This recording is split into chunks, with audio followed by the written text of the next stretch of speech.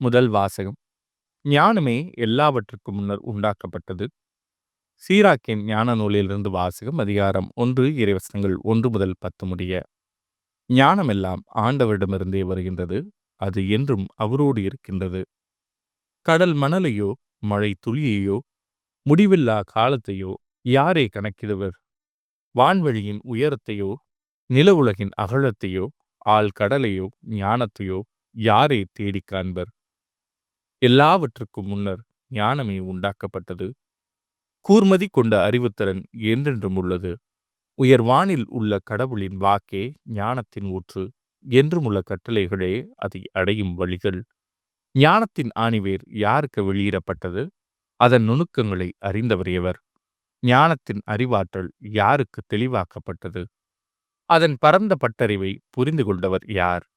ஆண்டவர் ஒருவரே ஞானியாவார். தம் அரியணையில் வீற்றிருக்கும் அவர் பெரிதும் அச்சத்திற்கு உரியவர்.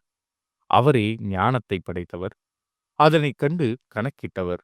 தம் வேலைப்பாடுகளை எல்லாம் அதனால் நிரப்பியவர். தம் ஈகைக்கு ஏற்ப எல்லா உயிர்களுக்கும் அவரே அதை கொடுத்துள்ளார். தம் மீது அன்பு கூறுவோருக்கு அதை வாரி வழங்கியுள்ளார். இது ஆண்டவரின் அருள்வாக்கு. இறைவா, உமக்கு நன்றி. பதிலுரை பாடல். ஆண்டவர் ஆட்சி செய்கின்றார், மாட்சியை ஆடையாய் அணிந்துள்ளார். ஆண்டவர் ஆட்சி செய்கின்றார், அவர் மாட்சியை ஆடையாய் அணிந்துள்ளார். ஆண்டவர் வல்லமையை கச்சையாக கொண்டுள்ளார். ஆண்டவர் ஆட்சி செய்கின்றார், மாட்சியை ஆடையாய் அணிந்துள்ளார். பூவுலகை அவர் நிலைப்படுத்தினார், அது அசைவுறாது. உம் அரியணை தொடக்கத்திலிருந்தே நிலை பெற்றுள்ளது. நீர் தொன்று தொட்டே நிலைத்துள்ளீர். ஆண்டவர் ஆட்சி செய்கின்றார், மாட்சியை ஆடையாய் அணிந்துள்ளார். உம்முடைய ஒழுங்குமுறைகள் மிகவும் உறுதியானவை. ஆண்டவரே, என்றென்றும் தூய்மையே உமது இல்லத்தை அழகு செய்யும். ஆண்டவர் ஆட்சி செய்கின்றார், மாட்சியை ஆடையாய் அணிந்துள்ளார். நற்செய்தி வாசகம். நான் நம்புகிறேன், என் நம்பிக்கையின்மை நீங்க உதவும். மார்க் எழுதிய தூய நற்செய்தியிலிருந்து வாசகம். அதிகாரம் 9 இறைவசனங்கள் 14 முதல் 29 முடிய. அக்காலத்தில் பேதுரு, யாக்கோபு, யோவான் ஆகிய மூவரும் மற்ற சீடரிடம் வந்தபொழுது பெருந்திரளான மக்கள் அவர்களை சூழ்ந்திருப்பதையும் மறைநூல் அறிஞர் அவர்களுடன் வாதாடுவதையும் கண்டனர். மக்கள் அனைவரும் இயேசுவை கண்டவுடனே மிக வியப்புற்று அவரிடம் ஓடிப்போய் அவரை வாழ்த்தினர். அவர் அவர்களைக் கண்டு, நீங்கள் இவர்களோடு எதை பற்றி வாதாடுகிறீர்கள் என்று கேட்டார். அப்போது கூட்டத்திலிருந்து ஒருவர் அவரை பார்த்து, போதகரே, தீய ஆவி பிடித்து பேச்சிழந்த என் மகனை உம்மிடம் கொண்டு வந்தேன். அது அவனை பிடித்து அந்த இடத்திலேயே அவனை கீழே தள்ளுகிறது. அவன் வாயில் நுரை தள்ளி பற்களை நெரிக்கிறான். உடம்பும் விரைத்து போகிறது. அதை ஓட்டும்படி நான் உம் சீடரிடம் கேட்டேன், அவர்களால் இயலவில்லை என்று கூறினார்.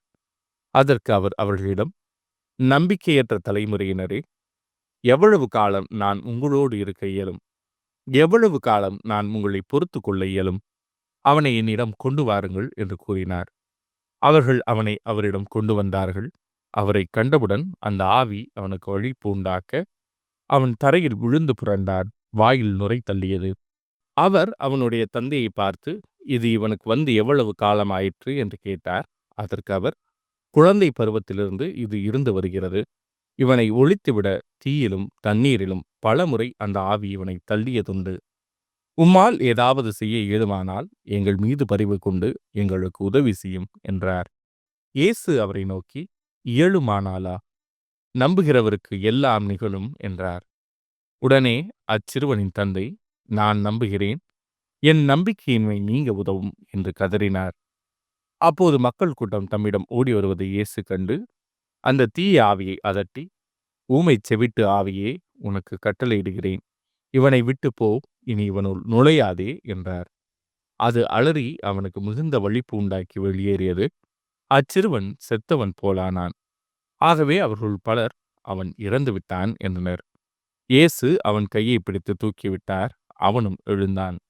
அவர் வீட்டில் நுழைந்ததும் அவருடைய சீடர் அவரிடம் தனிமையாக வந்து, அதை ஏன் எங்களால் ஓட்ட இயலவில்லை என்று கேட்டனர். அதற்கு அவர், இவ்வகை பேய் இறை வேண்டலினாலும் நோன்பினாலும் அன்றி வேறு எதனாலும் வெளியேறாது என்றார். இது ஆண்டவரின் அருள்வாக்கு. கிறிஸ்துவே உமக்கு புகழ்.